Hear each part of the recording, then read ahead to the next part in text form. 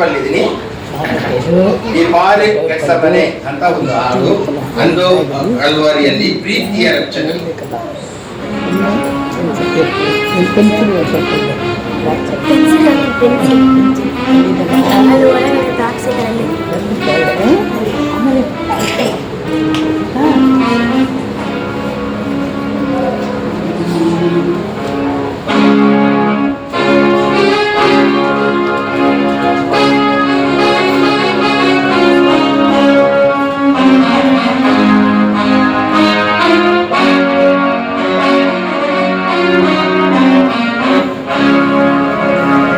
Calvary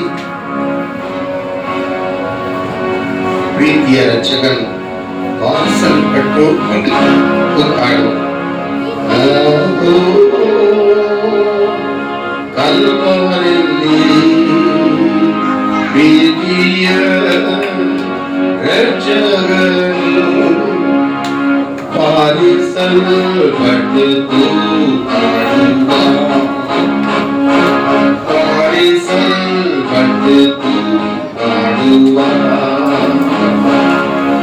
ಆ ಯೇಸುವಿಗೆ ರೂಪವಿಲ್ಲ, ಸೌಂದರ್ಯವಿಲ್ಲ,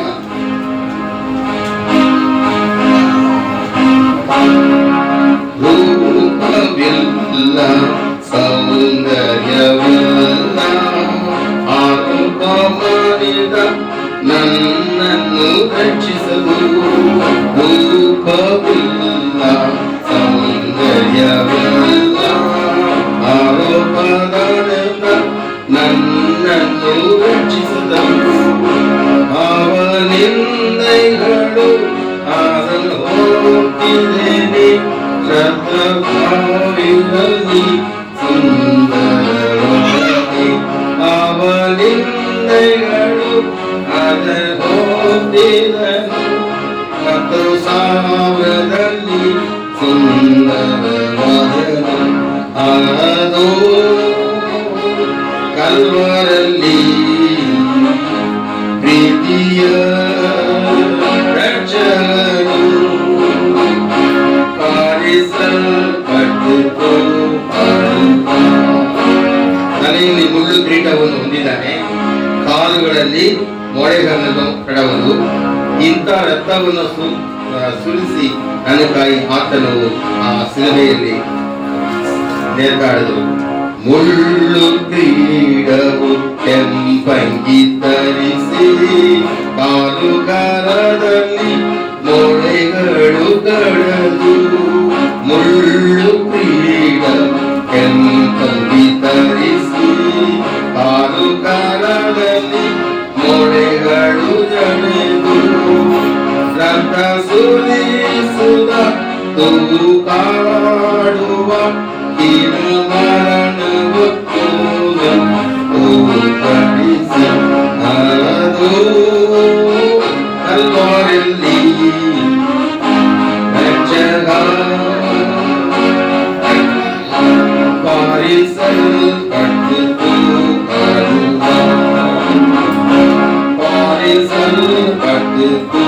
ಹಾಡು. ಲೇಲುಯಾ. ಸೌಂದರ್ಯವಿಲ್ಲ, ಬರ್ತಾ ಇದೆ.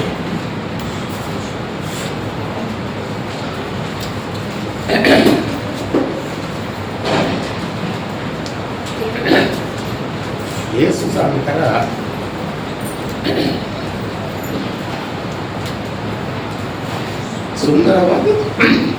ಸುಂದರವಾದ ಒಂದು ವ್ಯಕ್ತಿ ಇಲ್ವಂತೆ.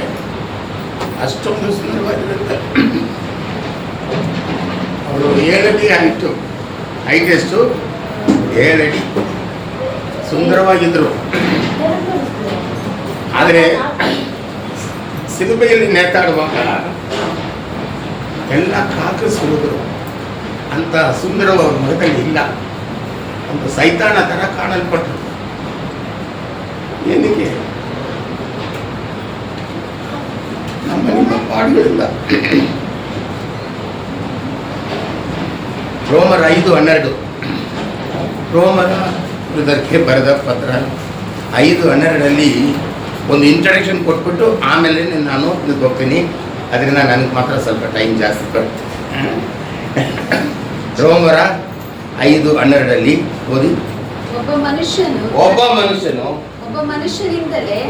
ಮನುಷ್ಯನಿಂದಲೇ ಪಾಪವು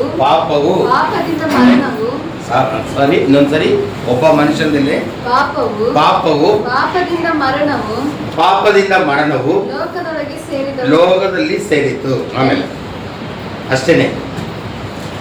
ಅದೇ ತರ ಆಮೇಲೆ 6ನೇದು, ಇದು 13ನೇದು, ಎಲ್ಲರೂ ಪಾಪ ಮಾಡಿರೋದ್ರಿಂದ ಮರಣವು ಹೀಗೆ ಎಲ್ಲರಲ್ಲಿಯೂ ವ್ಯಾಪಿಸಿತು. ಒಂದು ನಿಮಿಷ. ಒಬ್ಬ ವ್ಯಕ್ತಿ ಪಾಪ ಮಾಡೋದ್ರಿಂದ ಮರಣ ಅನ್ನೋದು ಭೂಮಿಯಲ್ಲಿ ಬಂತು. ಮರಣ ಕೊಡಕ್ಕೆ ಅಲ್ಲೋ ಆ ದೇವರು ಬಂದಿದ್ದು. 60 ವಯಸ್ಸು 50 ವಯಸ್ಸು ಸತ್ತೋಗ್ತಾರಲ್ಲ ಇವಾಗ, ಆ ಥರ ದೇವರ ಚಿತ್ತವೇ ಅಲ್ಲ. ಎಲ್ಲರೂ ಸಾವಿರಾಂತ ವರ್ಷ ಬಾಳ್ಬೇಕು. ನೋಡಿ, ಪಾಪ ಮಾಡಿದ್ರು ಆದಾಮನು ಎಷ್ಟು ವರ್ಷ ಬಾಳ್ದ ಗೊತ್ತಾ? 930 ವರ್ಷ ಬಾಳ್ದ. ಚಪ್ಪಲಿ ಶಾಪ ಕೊಟ್ಟಿರೋದು ದೇವರು, ಶಾಪ ಕೊಟ್ಟಿರೋದನ್ನು ಅವರು ಕರುಣಿಸುವ ದೇವರಾಗಿರೋದ್ರಿಂದ 930 ವರ್ಷ ಬಾಳ್ದ. 7 8 ತಲೆ 10 ತಲೆ ತನಕ ನೋಡ್ದ ಅವನು. ಅಷ್ಟೊಂದು ಅವನು ಅಷ್ಟು ದೇವರು. ಆದರೆ ಮರಣ ಅನ್ನೋದು ಬಂತು. ಆದರೆ ತನ್ನ ರಕ್ತದಿಂದ ಯೇಸು ಸ್ವಾಮಿ ಸಿಲುಬೆಗೆ ಏರುತ್ತ 2ನೇ ಆದಾಮನು ಅಂತ ಹೆಸರು. ಯೇಸುಗೆ ಏನು ಹೆಸರು? 2ನೇ ಆದಾಮನು. ಅವನ ಮೂಲಕ ಈ ಭೂಮಿಯಲ್ಲಿ ಏನ್ ಬಂತು? ನಿತ್ಯ ಜೀವವು ಬಂತು. ಹಲ್ಲೆಲೂಯಾ. ನಿಮಗೂ ನಮಗೂ ನಿತ್ಯ ಜೀವ ಉಂಟು. ನೀವು ತಪ್ಪು ತಿಳ್ಕೊಬೇಡಿ. ಈ ಭೂಮಿಯಲ್ಲಿ ಹುಟ್ಟಿದ ಮೇಲೆ ಮೊದಲನೇ ಆದಾಮಿಗೆ ಏನ್ ಶಾಪ ಕೊಟ್ಟರು ಅದು ನಮಗೂ ನೆರವೇರುತ್ತೆ. ಅವನಿಗೆ 930 ಕೊಟ್ಟರು. ಆದರೆ ಇವಾಗ ನಮಗೆ 60, ಮ್ಯಾಕ್ಸಿಮಮ್ 70. ಇಲ್ಲ ಅಂದ್ರೆ ಕೆಲವರು 100 ವಯಸ್ಸು ಇರ್ತಾರೆ, 60 ಪರವಾಗಿಲ್ಲ. ಆದ್ರೂ ಪಾಡುಗಳು ಬೈಬಲ್ ಕೊಟ್ಟರೆ 80 ವಯಸ್ಸು ಮೇಲೆ ಅವನು ಪಾಡುಗಳು ಕಣ್ಣೀರು. 80 ವಯಸ್ಸು ಮೇಲೆ ಇರೋ ವ್ಯಕ್ತಿ ಯಾರನ್ನು ನೋಡಿದ್ದೀರಾ? ಅವ್ರ ಹತ್ರ ಕೇಳಿ, ನನಗೆ ಯಾಕಪ್ಪ ದೇವರು ತಂದುಕೊಂಡಿಲ್ಲ ಅಂತ. ಈ ಭೂಮಿಯಲ್ಲಿ ಇರಕ್ಕೆ ಇಷ್ಟ ಇಲ್ಲ, ಕಾಲು ನೋವು, ಮಂಡಿ ನೋವು, ಅದು ಇದು ಅಂತ ಹೇಳ್ತಾ ಇರ್ತಾರೆ. ಜೀರ್ಣ ಆಗಲ್ಲ, ಗಂಜಿ ಕುಡಿಯಕ್ಕಾಗಲ್ಲ. ಅದಕ್ಕೆ ಯೇಸು ಹೇಳ್ತಾರೆ, ಕಣ್ಣೀರು ಕಷ್ಟಗಳು ನಿಮಗೆ. ಆದರೆ ಈ ತರ ಇದ್ದು ಹಾಗೂ ನಮಗೆ 100 ವಯಸ್ಸು ಕೊಟ್ಬಿಟ್ರು, ಕಣ್ಣೀರಿಂದನೂ ಪರವಾಗಿಲ್ಲ. ಆದರೆ ಯೇಸು ಸ್ವಾಮಿ ನಿತ್ಯ ಜೀವವನ್ನು ನನಗೋಸ್ಕರ ಕೊಡೋಕ್ಕೋಸ್ಕರ ಪರಲೋಕವನ್ನು ಬಿಟ್ಟು ಭೂಮಿಗೆ ಬಂದು ಪಾಪ ಶಿಲುಬೆಯಾದ ಅದು ಶಾಪ ಕೇಡು ಹೊಂದಿರುವ ಶಿಲುಬೆ ಮೇಲೆ ಕೇವಲವಾಗಿ ಅವ್ರನ್ನ ಉಗಿಸ್ಕೊಳ್ಳೋದಂತೆ ಅವರು ತಮ್ಮ ಶರೀರವನ್ನು ಅವರು ದೇವರಿಗಾಗಿ ಅರ್ಪಣೆ ಮಾಡಿದ್ರು. ಹಲ್ಲೆಲೂಯಾ. ನಾವು ಈಗ ಕೂಡ ಪಾಪ ಮಾಡಿದ್ರೆ ಅವ್ರನ್ನ ಶಿಲುಬೆಗೆ ಏರಿಸ್ತಾ ಇದೀವಂತೆ. ನಾವು ಆವತ್ತು ಅವ್ರು ಮಾಡಿದ್ರು. ಆದ್ರೆ ಈಗ ನಾವು ದೇವರಿಗೆ ಇಷ್ಟವಿಲ್ಲದ ವಿಷಯಗಳು ಏನಾದ್ರು ಮಾಡಿದ್ರೆ ಮತ್ತೆ ಶಿಲುಬೆಗೆ ಏರಿಸೋ ತರ ಆಗುತ್ತೆ. ಹಲ್ಲೆಲೂಯಾ. ನೋಡಿ, ಇನ್ನೊಂದು 1 ಪೇತ್ರರು 2:22. 1 ಪೇತ್ರರು 2:22 ಅವರೇ ಹೇಳ್ತಾರೆ ನೋಡಿ.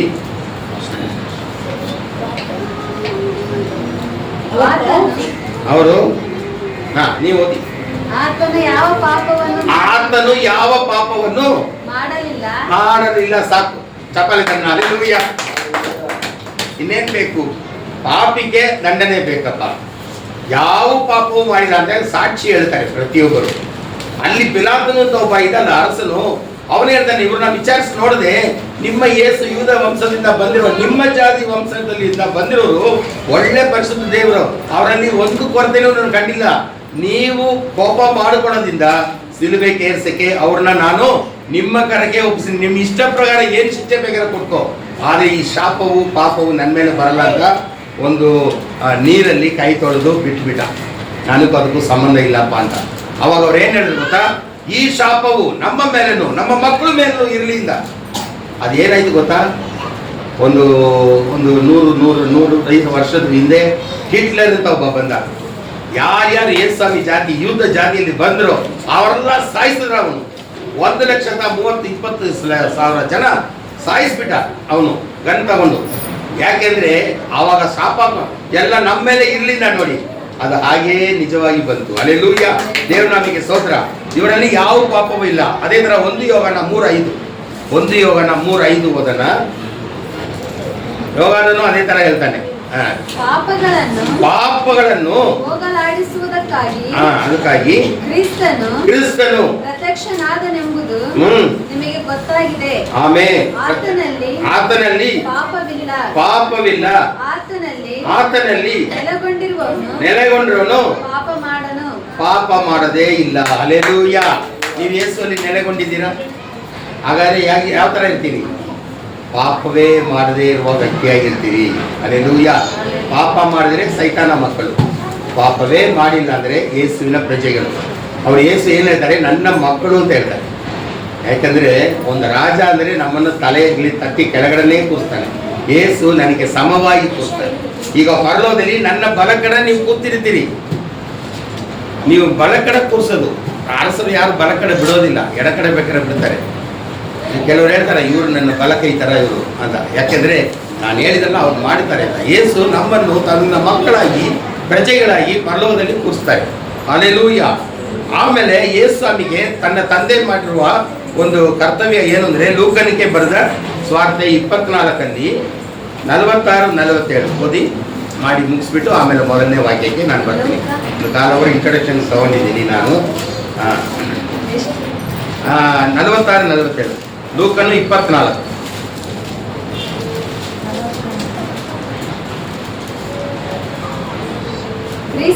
ಕ್ರಿಸ್ತನು ಶ್ರಮೆಪಟ್ಟು ಸತ್ತು ಮೂರನೇ ದಿನದಲ್ಲಿ ಜೀವಿತನಾಗಿ ಎದ್ದು ಬರುವನೆಂತನು ಪಾಪ ಪರಿಹಾರಕ್ಕೋಸ್ಕರ ದೇವರ ಕಡೆಗೆ ತಿರುಗಿಕೊಳ್ಳಬೇಕೆಂಬ ಮಾತು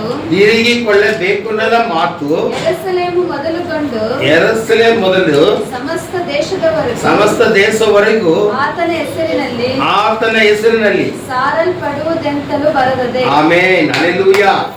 ಕ್ರಿಸ್ತು ನಮಗಾಗಿ ಪಾಡುಗಳು ಅನುಭವಿಸಲೇಬೇಕು. ಮಾನಿನ ಜಾತಿಗಳೆಲ್ಲ ಪಾಪಿಗಳು, ಅವ್ರ ಚಿಂತೆಗೆಲ್ಲ ಪಾಪವು. ಎಂತ ಪರಿಶುದ್ಧನಾದ್ರೂ ದುಡ್ಡಿಗೆ ಆಸೆ ಪಡೆದವನು ಯಾರಾದ್ರೂ ಇದ್ದೀರಾ? ದುಡ್ಡಿಗೆ ಎಷ್ಟು ಕೊಟ್ಟರು ಸಾಕು ಅಂತ ಹೇಳ್ತೀರಾ ಯಾರಾದ್ರೂ? ಎಷ್ಟು ಲಕ್ಷ ಕೊಡ್ತೀನಿ ಸಾಕ? ಕೋಟ್ಯಾಂತರ ರೂಪಾಯಿ ಕೊಡ್ತೀನಿ, ಒಂದು ಮನೆ ಕೊಡ್ತೀನಿ, ಹೊಲ ಕೊಡ್ತೀನಿ ಸಾಕ? ನೋಡಿ, ಮಕ್ಕಳಿಗೆ ಮನುಷ್ಯರಿಗೆ ಎಷ್ಟು ಕೊಟ್ಟರು ಸಾಕಾಗದೆ ಒಂದು ದೊಡ್ಡ ವಿಷಯ ಹಣಕಾಸು. ಎಲ್ಲ ಇವಾಗ ನಾವು ದುಡಿಯೋದೆಲ್ಲ ಹಣಕಾಸೋಸ್ಕರ. ಯೇಸು ಸ್ವಾಮಿ ನಮ್ಮ ಪಾಪಕ್ಕಾಗಿ ಪಾಡುಗಳನ್ನು ಅನುಭವಿಸಲೇಬೇಕು. ಅವರು ಎಲ್ಲರದನ್ನು ಉಗ್ಗಿಸ್ಕೊಳ್ಳಬೇಕು. ಆ ಈನ ಸಿಲುಬೆಯಲ್ಲಿ ನೇತಾಡಬೇಕು, ಕಷ್ಟಪಡಬೇಕು. 3 ಗಂಟೆ ಸಮಯ ನೇತಾಡ್ತಾ ಇದ್ದಾರೆ ನೋಡಿ. ಕೆಳಗಡೆ ಸಪೋರ್ಟ್ ಇಲ್ಲ. ಇವಾಗ ನಾನು ನಿಂತಿದ್ದೀನಿ ಪ್ಲಾಟ್ಫಾರ್ಮ್ ಅಲ್ಲಿ, ಕೆಳಗೆ ಬೆರಿ ಆಣಿಯಲ್ಲಿ ನಾನು ನೇತಾಡ್ಬೇಕಾದ್ರೆ ಆಗತ್ತಾ? ಅದು ಗೀಚ್ಕೊಂಡು ಹಾಗೇ ಬರುತ್ತೆ. ಎಷ್ಟು ವೆಯ್ಟ್ ಇದೆಯೋ ಅಷ್ಟಕ್ಕೆ ಹರ್ಕೊಂಡು ಬರುತ್ತೆ. ಇಲ್ಲಿ ಮೊಳೆ ಹೊಡೆದ್ರೆ ಹೀಗೆ ಹರ್ಕೊಂಡು ಬರುತ್ತೆ ನಮ್ಮ ವೆಯ್ಟಿಗೆ. ಕೈಯಲ್ಲಿ ಇಲ್ಲಿ ಆಣಿ ಹೊಡೆದ್ರೆ ಇಲ್ಲಿಂದ ಹೀಗೆ ಹರ್ಕೊಂಡು ಬರುತ್ತೆ. ಕೊನೆಗೆ ಅವರು ಬಿದ್ದೋಗ್ತಾರೆ, ಬೀಳಕ್ಕೆ ಬಿಡೋದಿಲ್ಲ ಅವರು. ಅದಕ್ಕೆ ಇಲ್ಲಿ ಹಗ್ಗ ಹಾಕಿ ಕಟ್ಟಿರ್ತಾರೆ. ಅವನು ಎಲ್ಲ ರಕ್ತವನ್ನು ಸುರಿಸ್ಬೇಕು. ಸಿಲುಬೆಲಿರೋನು ಇಲ್ಲಿ ಹಗ್ಗ ಹಾಕಿ ಕಟ್ಬಿಟ್ಟು ಎಲ್ಲಿ ತಪ್ಪಿಸ್ಕೊಂಡು ಹೋಗ್ತಾನೆ ಅಂತ. ಆಮೇಲೆ ಈ ಮೊಳೆಯಲ್ಲೇ ನೇತಾಡಬೇಕು. ಯೇಸುವಿಗೆ ಎಷ್ಟೊಂದು ಏಟುಗಳು, ಅಷ್ಟಲ್ಲೂ ಅವರಿದ್ದು ತನ್ನ ಕಡೇ ತೊಟ್ಟು ರಕ್ತದಂಗ ನಿಮಗೂ ನಮಗೆ ಕೈ ಕೊಟ್ಟರು. ಹಲ್ಲೆಲೂಯ. ಪರಿಶುದ್ಧ ರಥವು ನನಗೆ ಕೈ ಸೇರಿಸಿದರು. ಎಷ್ಟು ಜನಕ್ಕೆ ಅರ್ಥವಾಯಿತು? ಹಲ್ಲೆಲೂಯ. ಯೇಸು ಈ ಭೂಮಿಗೆ ಬಂದಿದ್ದ ಉದ್ದೇಶ ಇದೇನೆ. ಮಾನಿನ ಜಾತಿಗೆ ನಾನು ನನ್ನ ಪ್ರಾಣವನ್ನು ಕೊಟ್ಟು ನನ್ನ ನೋಡಿ. ಈಗ ಯೇಸು ಸ್ವಾಮಿಗೆ ಗೊತ್ತಾ ಒಂದು ವಿಷಯ, ನೀವು ಅವ್ರ ಮೇಲೆ ನಂಬಿಕೆ ಇಟ್ಟರೆ ನೀವು ಪಾಸ್. ಹಲ್ಲೆಲೂಯ. ಕೆಲವು ಸ್ಕೂಲಲ್ಲಿ ನೀವು 30 ಮಾರ್ಕ್ ತಗೊಂಡ್ರೆ ಪಾಸ್ ಇರ್ತಾರೆ. ಗಣಿತದಲ್ಲಿ ಹೇಗೆ ಯಾರ ಮಕ್ಕಳು ಆಂಟಿ ಯಾರಾದ್ರೂ ಹೋಗ್ರಿ, ಇವಾಗ ಯಾರೋ ಆಂಟಿಯಿಂದ ಕೂತಾರೆ ಕರೀರಿ. ಒಂದು ನಿನ್ಬೇಡ್ರಿ, ನೀನು ಹೋಗ್ಬೇಡ, ಅವನು ನಿಂತು ಮಕ್ಕಳು ನೋಡಿ. ಏನು ಹೇಳಕ್ ಬಂದಿಲ್ಲ. ಯೇಸು ಸ್ವಾಮಿ ನಮ್ಮ ಹತ್ರ ಏನು ಎದುರು ನೋಡ್ತಾರೆ ಅಂದರೆ, ನನ್ನ ಮೇಲೆ ನಂಬಿಕೆ ಇಡ್ರಿ, ಅಷ್ಟೇ ಸಾಕು. ಹಲ್ಲೆಲೂಯ. ಬೇರೆದ್ರ ನೀವು ಕೂದಲು ಕೊಡು, ಅದು ಕೊಡು, ಇದು ಕೊಡು, ಉರುಳು ಸೇವೆ ಮಾಡು, ಅದೆಲ್ಲ ಬೇಕಾಗಿಲ್ಲ. 101 ಮೆಟ್ಲು ಹತ್ತಬೇಕಂತೆ ಕೆಲವು ದೇವಸ್ಥಾನದಲ್ಲಿ. ನೋಡಿದ್ದೀರಾ ಹೆಂಗಾಗತ್ತೆ? ಇವಾಗ ಹತ್ತುತ್ತೀರಾ ನೀವು? ಆಂಟಿ ಹತ್ತಕ್ಕಾಗತ್ತಾ? ಇಲ್ಲಿ ಹತ್ತಿ ಬರೋದಕ್ಕೇ ಅವರು ಹಿಂಗೆ ಬರ್ತಾ ಇರ್ತಾರೆ. ಇನ್ನು ನನಗೆ ಇನ್ನೂ ವಯಸ್ಸಾಯ್ತು ಅಂದರೆ ಅಷ್ಟೇ ಸಾಕಪ್ಪ ಅಂತ. ಆದರೆ 92 ವಯಸ್ಸಲ್ಲಿ ಒಂದು ಅಂಕಲು ಕೋಲು ಉಳ್ಕೊಂಡು ಬಂದ್ರಲ್ಲ, ಅಷ್ಟೇ ಲಾಸ್ಟ್ ಅವರು. ಅದಕ್ಕೆ ಮೇಲೆ ಅವ್ರು ಇರೋಕ್ಕಾಗಲಿಲ್ಲ. ನಾನು 100 ವಯಸ್ಸು ತನಕ ಇರ್ತೀನೋ ಇಲ್ವೋ ಗೊತ್ತಿಲ್ವಲ್ಲ ಅಂದರು. ಹೇಳಿ ಒಂದು ವಾರದಲ್ಲಿ ಅವ್ರು ಹೋಗ್ಬಿಟ್ರು. ಆದರೆ ಕಡೆಯದಾಗ ಇಲ್ಲಿಂದ ಇಲ್ಲಿ ಹತ್ತಕ್ಕಾಗಲಿಲ್ಲ ಅವರಿಗೆ. ಅಷ್ಟು ಮೆಟ್ಲು ಹತ್ತಿರೋರು ಇಲ್ಲಿ ಒಂದು 2 ಮೆಟ್ಲು ಹತ್ತಕ್ಕಾಗಲಿಲ್ಲ. ತುಂಬ ಕಷ್ಟ ಆಗಿದೆ ಅಂತ ಹೇಳಿದ್ರು. ಆದರೆ ವಯಸ್ಸಾಗಿದೆ. ದೇವರು ಏನು ಗೊತ್ತಾ, ಎಲ್ಲ ಮಾನಿಜರಿಗೆ ಹಣಕಾಸು, ಎಲ್ಲರಿಗೂ ಹಣಕಾಸು ತುಂಬ ಇಷ್ಟವಾಗುತ್ತೆ. ಅದರಿಂದ ದೇವರ ಮೇಲೆ ನೀವು ಪ್ರೀತಿ ಇಟ್ಟು, ಯೇಸುವೆ ನೀನೇ ನನ್ನ ದೇವರು, ನೀನೇ ನನಗೆ ಯಜಮಾನರು. ಇಷ್ಟೇ ನೀವು ಹೇಳಿ ನಿಮ್ಮ ಪಾಪವನ್ನು ಅರಿಕೆ ಮಾಡಿ, ಇನ್ನು ಮುಂದೆ ನಾನು ಪಾಪ ಮಾಡದೆ ಒಳ್ಳೆ ಮನುಷ್ಯನಾಗಿ ಜೀವಿಸ್ತೀನಿ ಅಂತ ಇಷ್ಟೇ ಹೇಳಿದ್ರೆ ಸಾಕು, ನೀವು ಪಾಠದಲ್ಲಿ ಪಾಸ್. ಹಲ್ಲೆಲೂಯಾ. ಈಶ ಸ್ನಾನ ಪಡೆದ್ರೆ ಇನ್ನೊಂದು 25 ಮಾರ್ಕ್ ತಗೊಳ್ಳಿ ನೀವು. ಹಲ್ಲೆಲೂಯಾ. 75 ಮಾರ್ಕ್ ತಗೊಂಡ್ರಿ. ಆಮೇಲೆ ನೀವು ದೇವರ ಕೈ ಸ್ವಾರ್ಥೆಯನ್ನು ಸಾರಿದ್ರೆ ಇನ್ನೊಂದು 10 ಮಾರ್ಕ್ ಎಕ್ಸ್ಟ್ರಾ ಕೊಡ್ತಾರೆ. ಕಡೆಯದಂಗ ಒಳ್ಳೆಯವನಾಗಿ ಬಾಳಿದ್ರೆ ನಿತ್ಯ ಜೀವವನ್ನೇ ನಾವು ಪಡಿತೀವಿ. ಅಲ್ಲಿ ಸಾವು ಇಲ್ಲ, ಕಷ್ಟವಿಲ್ಲ, ಎಂಥ ವಿಧ ಜಗಳಗಳು ಇಲ್ಲ. ಪರಲೋಕದಲ್ಲಿ ಯೇಸುಸ್ವಾಮಿ ಜೊತೆಗೆ ಯಾವುದು ಬೇಕು ನೀವು ಬಾಳಬೇಕು ಅಂತ, ಯೇಸುಸ್ವಾಮಿ ಜೊತೆಗೆ ಬಾಳೋದು ಇಷ್ಟನಾ, ಭೂಮಿಯಲ್ಲಿ ಕಷ್ಟಪಡೋದು ಇಷ್ಟನಾ? ಯೇಸುಸ್ವಾಮಿ ಜೊತೆಗೆ. ಹಲ್ಲೆಲೂಯಾ. ದೇವರ ನಾಮಕ್ಕೆ ಸ್ತೋತ್ರ ಸಿಗಲಿಕ್ಕಾಗಲಿ. ನೀವು ಮೊದಲನೇ ವಾಕ್ಯಕ್ಕೆ ಹೋಗ್ತೀನಿ, ನಾನು ಒಂದು 5 ನಿಮಿಷ ಅಲ್ಲಿ ಮುಗಿಸ್ಬಿಡ್ತೀನಿ. ದೇವರ ನಮ್ಮ ಸ್ತೋತ್ರ. ಹಲ್ಲೆಲೂಯಾ. ಮೊದಲನೇ ವಾಕ್ಯಕ್ಕೆ ಹೆಡ್ಡಿಂಗ್ ಕೊಟ್ಟೆ. ಏನು ಹೆಡ್ಡಿಂಗ್ ಅದು? ಏನು ಹೆಡ್ಡಿಂಗ್ ಕೊಟ್ಟೆ ನಾನು? ಕ್ಷಮಿಸುವ ಮಾತು. ದೇವರು ಕ್ಷಮಿಸುವ ತಂದೆಯಾಗಿದ್ದರು. ಯಾರಾದರೂ ನಿಮಗೆ ವಿರೋಧವಾಗಿ ಕೆಲಸ ಮಾಡಿದ್ರೆ ಕ್ಷಮಿಸ್ತೀರಾ? ಕ್ಷಮಿಸ್ತೀರಾ? ಬೈದ್ರೆ ಕೋಪ ಬರಲ್ವಾ? ಮತ್ತೆ ಸುಮ್ಮನೆ ಇದ್ರೆ ಬಿಟ್ಬಿಡ್ತೀರಾ?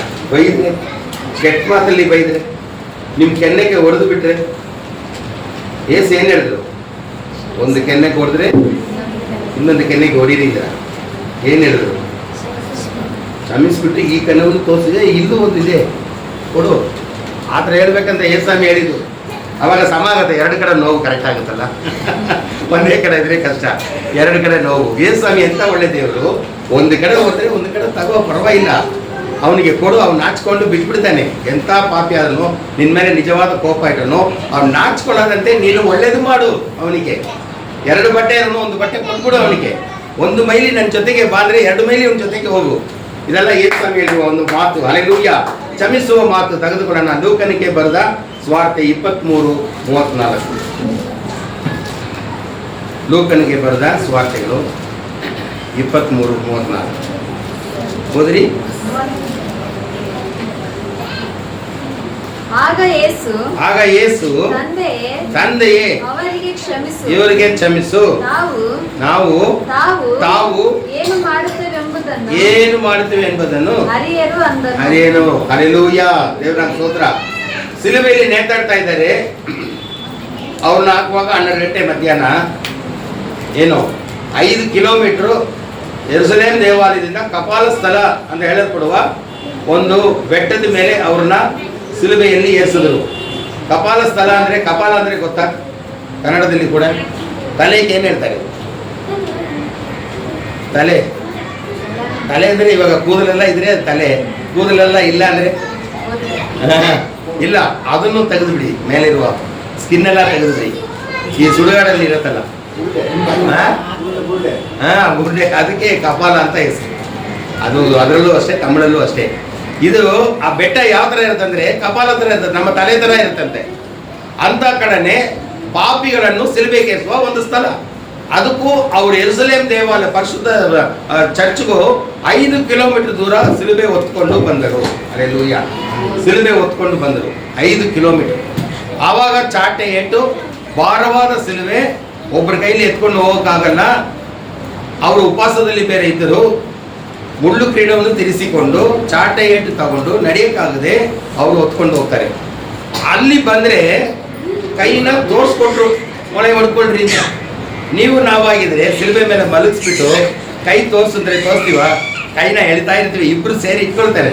ಈ ಪೊಲೀಸ್ಗಳು ಇಟ್ಕೊಳ್ತಾರಲ್ಲ, ಅವರು ಬಸ್ಸಲ್ಲಿ ಹತ್ತಿಸ್ಕೊಂಡು ಇದಕ್ಕೆ ಸೆರೆಮನಿಗೆ ಹೋಗುವಾಗ ನಾನು ಬರಲ್ಲ ಅಂತಾರೆ, ಎತ್ಕೊಂಡು ಹೋಗ್ತಾರೆ. ಅದೇ ಥರ ಅದು ಯೇಸುಸ್ವಾಮಿ ಸಿಲುಬೆ ಕೈಯಲ್ಲಿ ಕೊಟ್ಟರು ಪರವಾಗಿಲ್ಲ, ಇಟ್ರು ಓಡಿ ಪರವಾಗಿಲ್ಲ. ಹಂಗಾಗಿ ಕಟ್ಬಿಟ್ಟು ಆಮೇಲೆ ಹೊಡ್ತಾರೆ, ಎಲ್ಲಿ ಎತ್ಕೊಂಡು ಬಿಡ್ತಾನಂತ. ಕ್ಲೀನಾಗಿ ಆಣಿ, ಇಷ್ಟು ಉದ್ದ ಆಣಿ, ಅದು ಈ ಇದಕ್ಕೆಲ್ಲ ಟೆಂಟ್ಗೆಲ್ಲ ಹಾಕ್ತಾರಲ್ಲ ಅಂಥ ಆಣಿಗಳು ಇಟ್ಬಿಟ್ಟು ಆಗ್ತಾನೆ. ಅಯ್ಯೋ ಅಂದರು. ಅವಾಗ ನೋಡಿ, ಇಲ್ಲಿ ನಮ್ಮ ಮನುಷ್ಯರ ಥರನೇ ಅವ್ರಿಗೂ ನೋವುಗಳಿತ್ತು. ಹಲ್ಲೆಲೂಯಾ. ಯೇಸುಸ್ವಾಮಿ ದೇವರಾಗಿದ್ದವರು ಆ ಟೈಮಲ್ಲಿ ಮನುಷ್ಯನ, ಬೇರೆ ಟೈಮಲ್ಲೂ ಮನುಷ್ಯ ಆಗ್ತಾರೆ, ದೇವರಾಗ್ತಾರೆ. 2 ರೂಪ ಅವ್ರಿಗೆ ಉಂಟು. ಸಡನ್ನಾಗಿ ಮರೆಯಾಗ್ಬಿಡ್ತಾರೆ. ಮುಂಚೆಲ್ಲ ಅವ್ರನ್ನ ಬೆಟ್ಟದ ಮೇಲೆ ಕರ್ಕೊಂಡು ಹೋಗಿ ತಳ್ಳು ಬಿಡೋಣ ಅಂತ ಹೋದ್ರು. ಯೇಸು ಮರೆಯಾಗ್ಬಿಟ್ರು. ನನ್ನ ಸಮಯ ಇನ್ನೂ ಬಂದಿಲ್ಲ ಅಂತ. ನನ್ನ ತಂದೆ ಯಾವಾಗ ಹೇಳ್ತಾನೆ ಸಿಲುಬೆಗೆ ಹೋಗ್ಬೇಕಂತ, ಆವಾಗ ನಾನು ಹೋಗ್ಬೇಕು. ಈ ಟೈಮಲ್ಲಿ ಸಿಲುಬೆಗೆ ಹೋಗೋಕ್ಕೆ ದೇವರು ಸಿದ್ಧ ಹೊಂದಿದ್ದಾರೆ. ಆದ್ದರಿಂದ ಹೊಡ್ಕೊಳ್ರಿ ಪರವಾಗಿಲ್ಲ ಅಂತ. ಆದರೆ ಸಖತ್ತು ವೇದನೆಗಳು. 2 ಕೈಯು 2 ಕಾಲು ಒಂದು ಮೇಲೆ ಒಂದಿಟ್ಟು ದೊಡ್ಡ ಆಣಿ ಹೊಡೆದ್ರು, ಬಿಟ್ಕೊಟ್ರು. ಅವರು ಸಿಲುಬೆಯಲ್ಲಿ ಇಷ್ಟೆಲ್ಲ ಬಿಟ್ಕೊಟ್ಟ ಮೇಲೆ ಒಂದು ಮಾತು ಹೇಳಿದ್ರು. ಏನ್ ಮಾತು? ತಂದೆಯೇ ಇವ್ರನ್ನ ಕ್ಷಮಿಸು. ಏನು ಅವ್ರು ಗೊತ್ತಿಲ್ವಾ ಇವ್ರು ಏನ್ ಮಾಡ್ತಾರೆ ಅಂತ? ಏಸು ಏನ್ ಹೇಳ್ತಾರೆ ಅದ್ರದ್ದು ನೆಕ್ಸ್ಟ್, ತಾವು ಮಾಡೋದು ಏನಂತ ಅವ್ರಿಗೆ ತಿಳಿದಿಲ್ಲ. ಚೆನ್ನಾಗಿ ತಿಳಿದಾನೆ, ಆಡಿಲ್ಲ ತಗೊಂಡ್ ಬಂದ, ಹೊಡಿಯಕ್ಕೆ ಹ್ಯಾಮರ್ಲ್ಲ ಅವನನ್ನ ತಗೊಂಡ್ ಬಂದ. ಈಗ ಹೇಳ್ತಾರೆ ಅವನು ಏನು ಮಾಡ್ತಾನೆ ಅಂತ ಅವನಿಗೆ ಗೊತ್ತಿಲ್ಲ. ಅಂದ್ರೆ ಏನ್ ಗೊತ್ತಾ, ಕೂಲಿಗೋಸ್ಕರ ಕೆಲಸ ಮಾಡೋದು. ಈಗ ಸಿಪಾಯಿಗಳಿಗೆ ಯೇಸು ಮೇಲೆ ಯಾವ ಕೋಪವೂ ಇಲ್ಲ, ಆದ್ರೆ ದುಡ್ಡು ಕೊಟ್ಟು ಅವನಿಗೆ ಮನೆ ಹೊಡೀರಿ ಅಂದ್ರೆ ಹೊಡಿತಾನೆ. ಈಗ ಕಳ್ಳರು ಕೂಡ ಕೆಲವು ಒಳ್ಳೆ ಕಳ್ಳರುಗಳಿದ್ದಾರೆ. ಏನ್ ಮಾಡ್ತಾರೆ, ಯಾವನಾದ್ರೂ 1 ಲಕ್ಷ ಕೊಡ್ತೀನಿ ಸಾಯಿಸ್ಬಿಡು ಅಂದ್ರೆ ಸಾಯಿಸ್ಬಿಡ್ತಾನೆ ಅಲ್ವಾ? ಅವ್ರಿಗೆ ನೋಡೇ ಇಲ್ಲ, ಒಬ್ರಿಗೊಬ್ರು ನೋಡೇ ಇಲ್ಲ. ನೋಡಪ್ಪ ಇಂಥ ಕಲರ್ ಶರ್ಟ್ ಹಾಕೊಂಡು ಬರ್ತಾನೆ, ಈ ಕಡೆ ಬರ್ತಾ ಇರ್ತಾನೆ ಸ್ಕೂಟ್ರಲ್ಲಿ, ಅಡ್ಡ ಹೋಗ್ಬಿಟ್ಟು ಸಾಯಿಸ್ಬಿಡೋದು. ಎಷ್ಟು ಕೊಡ್ತೀಯ? 5 ಲಕ್ಷ ಕೊಡ್ತೀನಿ. ತಗೊಳ್ತಾನೆ, ಸಾಯಿಸ್ತಾನೆ. ಅವ್ರಿಗೆ ಸಂಬಂಧ ಇಲ್ಲ. ಅಂಥವ್ರು ಕೂಲಿಗೆ ಕೆಲಸ ಮಾಡೋರು. ಮೊಳೆ ಹೊಡೆದ್ರು ಅವ್ರಿಗೆ ಯೇಸುಸ್ವಾಮಿಗೆ. ಅದಕ್ಕೆ ಯೇಸುಸ್ವಾಮಿ ಹೇಳ್ತಾರೆ, ಆಮೇಲೆ ನನ್ನನ್ನು ಸಾಯಿಸ್ಬಿಟ್ರೆ ಈ ಲೋಕದಲ್ಲಿ ಕ್ಷಮೆಪಣೆ ಬರೋದೇ ಇಲ್ಲ, ಪಾಪಗಳೆಲ್ಲ ಕ್ಷಮಿಸಲ್ಪಡೋದೇ ಇಲ್ಲ ಅಂತ ತಿಳ್ಕೊಂಡಿದ್ದಾರೆ. ನನ್ನನ್ನು ಒಟ್ಟಿಗೆ ಸಾಯಿಸ್ಬಿಟ್ರೆ ನಾನು ಬರೋದಿಲ್ಲ ಅಂತ. 3ನೇ ದಿವಸ ಎದ್ದು ಬರ್ತೀನಿ, ಅದು ದೇವರ ಸಿದ್ಧವಾಗಿದೆ. ಅಲ್ಲೇಲೂಯಾ. 3ನೇ ದಿವಸ ಎದ್ದು ಬಂದ್ರೆ ಇಲ್ವಾ? ಈ ಭಾನುವಾರನೂ ಬಂದ್ಬಿಡಿ ನಮ್ಮ ಚರ್ಚಿಗೆ. 3ನೇ ದಿವಸ ಈಸ್ಟರ್ ದಿನ ಅಂತ ಹೆಸರು. ಸತ್ತಿರುವ ಯೇಸು ಸತ್ತಿಲ್ಲ, ಅವ್ರು ಮತ್ತೆ ಪುನರ್ತನ ಹೊಂದಿ ಮೇಲೆ ಎದ್ದು ಬಂದರು. ಅಲ್ಲೇಲೂಯಾ. ದೇವರೇ ಇವ್ರನ್ನ ಕ್ಷಮಿಸು, ತಂದೆಯೇ ಇವ್ರನ್ನ ಕ್ಷಮಿಸು, ತಾವು ಮಾಡೋದು ಏನಂತ ತಿಳ್ಕೊಂಡಿಲ್ಲ. ಅಲ್ಲೇಲೂಯಾ. ಯೆಶಾಯನು 53:12 ಅವ್ರು ಹೇಳ್ತಾರೆ, ಬೇಗ ತಗೋಬೇಕು, ನಾವು ಮಾಡಿದ ಎಲ್ಲ ಅಪರಾಧಕ್ಕೋಸ್ಕರ ಅವ್ರು ಏನ್ ಮಾಡಿದ್ರಂತೆ, ದೇವರ ಹತ್ರ ಬೇಡ್ಕೊಂಡ್ರಂತೆ. ಇಂಥವನಾಗಿರುವುದರಿಂದ ನಾನು ಇವನಿಗೆ ದೊಡ್ಡವರ ಸಂಗಡ ಪಾಲು ಕೊಡುವೆನು. ಇವನು ಬಲಿಷ್ಠರೊಡನೆ ಸೂರ್ಯನ ಹಂಚಿಕೊಳ್ಳುವನು. ತನ್ನ ಪ್ರಾಣವನ್ನು ದಾರಿ ಎರೆದು ಮರಣ ಹೊಂದಿ ದ್ರೋಹಿಗಳೊಂದಿಗೆ ತನ್ನನ್ನು ಎಣಿಸಿಕೊಂಡು ಬಹುಜನ ದ್ರೋಹಿಗಳ ಪಾಪವನ್ನು ಹೊರುತ್ತಾ ಅವರಿಗಾಗಿ ವಿಜ್ಞಾಪನೆ ಮಾಡಿದ್ದನಲ್ಲ. ಆಮೆನ್. ಹಲ್ಲೆಲೂಯಾ. ದ್ರೋಹಿಗಳಿಗಾಗಿ ವಿಜ್ಞಾಪನೆ ಮಾಡಿದ ದೇವರು. ದ್ರೋಹಿಗಳೆಲ್ಲ ಒಳ್ಳೆಯವರಾಗಬೇಕು. ಈಗ ಕೂಡ ನೀವು ಮನೆಯಲ್ಲಿ ಯಾರ ಕೈ ಪ್ರಾರ್ಥನೆ ಮಾಡಬೇಕು, ಕೆಟ್ಟವ್ರ ಕೈ ಪ್ರಾರ್ಥನೆ ಮಾಡಬೇಕು. ಎಸಪ್ಪ ಅವರೆಲ್ಲ ಒಳ್ಳೆಯವರಾಗಲಿಲ್ಲ, ಕೊಲೆ ಪಾದಕರಿಗೆ ಪ್ರಾರ್ಥನೆ ಮಾಡಬೇಕು. ಎಷ್ಟು ಜನ ಮಾಡ್ತೀರಿ? ಹಲ್ಲೆಲೂಯಾ. ನಿಮ್ಮ ಮನೆಯಲ್ಲಿ ನಿಮ್ಮ ಮನೆ ಮಕ್ಕಳಿಗೆ ಮಾತ್ರ ಮಾಡಬಾರ್ದು, ಮಕ್ಕಳು ಒಳ್ಳೆಯವರಾಗಬೇಕು ಅಂತ ಮಾಡಬೇಕು. ಬೇರೆ ಕಡೆ ಏನೇನು ಎಷ್ಟು ನಡೀತಿದೆ ಅಂಥದ್ದು. ಮತ್ತಾಯ 9:12 ಮತ್ತಾಯ 9:12 ದೇವರು ಹೇಳ್ತಾರೆ, ಅದನ್ನು ಕೇಳಿ ಕ್ಷೇಮದಿಂದಿರುವವರಿಗೆ ವೈದ್ಯನು ಬೇಕಾಗಿಲ್ಲ, ಕ್ಷೇಮವಿಲ್ಲದವರಿಗೆ ವೈದ್ಯನು ಬೇಕು. ನೀವು ಹೋಗಿ ನನಗೆ ಯಜ್ಞವೂ ಬೇಡ, ಕರುಣೆಯೇ ಬೇಕು ಎಂಬ ಮಾತಿನ ಅರ್ಥವನ್ನು ಕಲಿತುಕೊಳ್ಳಿರಿ. ನಾನು ನೀತಿವಂತರನ್ನು ಕರೆಯುವುದಕ್ಕೆ ಬಂದಿಲ್ಲ, ನೀತಿವಂತನು ಕರೆಯೋದಕ್ಕೆ ನಾನು ಬಂದಿಲ್ಲ, ಪಾಪಿಗಳನ್ನು ಕರೆಯೋದಕ್ಕೆ ನಾನು ಬಂದಿದ್ದೀನಿ. ಪಾಪಿಗಳ ಮೇಲೆ ಎಷ್ಟು ಜನ ಒಳ್ಳೇದು. ಈಗ ನೀವೇ ನಿಮ್ಮ ಮಕ್ಳಿಗೆ ಹೇಳ್ಕೊಡ್ತೀರಾ, ನೋಡು ಅವಳ ಜೊತೆಗೆ ಸೇರ್ಬೇಡ, ಅವಳು ಸರಿಗಿಲ್ಲ. ನಿಮ್ಮ ಮಮ್ಮಿಗೆ ಹೇಳ್ಕೊಡ್ತಾರಾ? ಬೇರೆಯವ್ರಿಗೆ ಇಲ್ಲಿಲ್ಲ.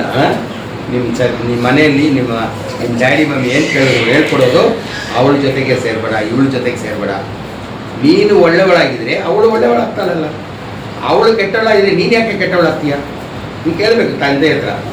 ನಾನು ಒಳ್ಳೆಯವಳಾಗಿದ್ದೀನಿ, ಅವಳನ್ನ ಒಳ್ಳೆಯವಳಾಗಿ ಮಾಡ್ತೀನಿ, ನಾನು ಅವಳು ಕೆಟ್ಟವಳಾಗೇ ಇರಲಿ. ಯೇಸುಸ್ವಾಮಿ ನಮಗೆ ಬೋಧನೆ ಮಾಡಿದ್ದು ಅದೇನೆ. ಅವರಲ್ಲಿರುವ ಕೆಟ್ಟ ಸ್ವಭಾವಗಳು ನಮಗೆ ಅಂಟಿಸೋದೇ ಇಲ್ಲ. ನೀವು ಒಳ್ಳೆಯವರಾಗಿದ್ದರೆ, ಯೇಸುವಿನ ಪ್ರಜೆಗಳಾಗಿದ್ದರೆ, ನೀವು ಒಳ್ಳೆ ಗುಣ, ನಿಮ್ಮಲ್ಲಿ ಒಳ್ಳೆ ಗುಣ ಬೇರೆಯವ್ರಿಗೆ ಬರೋ ಥರ ಮಾಡ್ತಾರೆ. ಚೆನ್ನಾಗಿರುತ್ತೆ. ಹಲ್ಲೆಲೂಯಾ. ಬೇರೆಯವ್ರನ್ನೂ ಒಳ್ಳೆಯವರಾಗಿ ಮಾಡೋ ಥರ ಮಾಡುತ್ತೆ. ದೇವರು ನಮಗೆ ಸ್ತೋತ್ರ ಸುದ್ದಿ ಉಂಟಾಗಲಿ. ಹಲ್ಲೆಲೂಯಾ.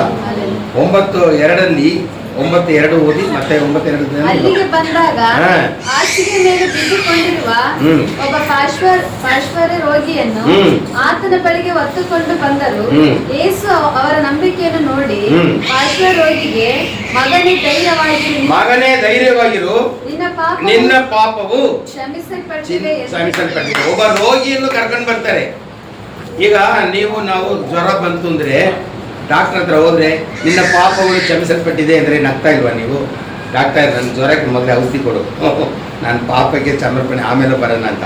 ಯೇಸುಸ್ವಾಮಿ ಆ ಜ್ವರ ಏನಕ್ಕೆ ಬರುತ್ತೆ? ಪಾಪದಿಂದ ಬರುತ್ತೆ. ಕೆಲವರಿಗೆ ಪಾಪಗಳಿಂದನೇ ಬರುತ್ತೆ. ಈ ರೋಗಿಗೆ ಪಾಪದಿಂದ ಮಾಡಿದ, ಅವನೇನೋ ಪಾಪ ಮಾಡಿಬಿಟ್ಟಿದ್ದಾನೆ, ಅದಕ್ಕೆ ಅವನು ಕಷ್ಟಪಟ್ಟ. ನಿನ್ನ ಪಾಪಗಳು ಕ್ಷಮಿಸಲ್ಪಟ್ಟಿದೆ. ಅವಾಗ ಅಕ್ಕಪಕ್ಕ ಇರೋಲ್ಲ, ಪಾಪಗಳನ್ನ ಕ್ಷಮಿಸೋದಕ್ಕೆ ಇವನು ಯಾರು? ದೇವರು ಒಬ್ಬರೇ ತಾನೇ ಕ್ಷಮಿಸ್ಬೇಕು. ಆದರೆ ನೀವು ನಂಬಲ್ವಲ್ಲ.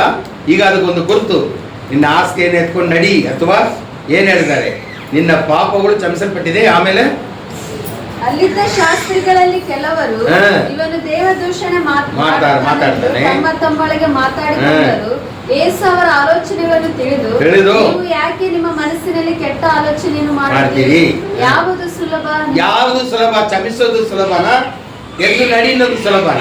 ನೋಡಿ ಇವಾಗ ಕೇಳ್ತಾರೆ, ಯಾವುದು ಸುಲಭ? ನಿನ್ನ ಪಾಪಗಳು ಕ್ಷಮಿಸಲ್ಪಟ್ಟಿವೆ ಅನ್ನುವುದು, ಎದ್ದು ನಡೆ ಅನ್ನುವುದು.